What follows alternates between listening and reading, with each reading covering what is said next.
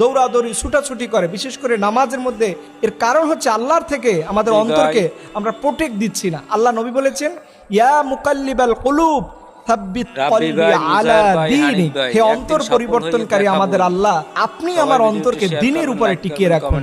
এই দোয়াটা পড়লে দেখবেন আপনার নামাজের মধ্যে কখনো বাজে চিন্তা আসবে না। ফরজ নামাজের সালাম ফিরানোর পরে সাথে সাথে এটা পড়বেন, দেখবেন পরবর্তী নামাজ পড়া আপনার জন্য সহজ হয়ে যাবে। আর একটা গুরুত্বপূর্ণ বিষয় হলো, নামাজের মধ্যে যদি মনে করেন যে আপনাকে কেউ ডিস্টার্ব করতেছে, মনোযোগ চলে যাচ্ছে, তখন মনে রাখবেন আপনার নামাজটা আল্লাহর কাছে কবুল হবে।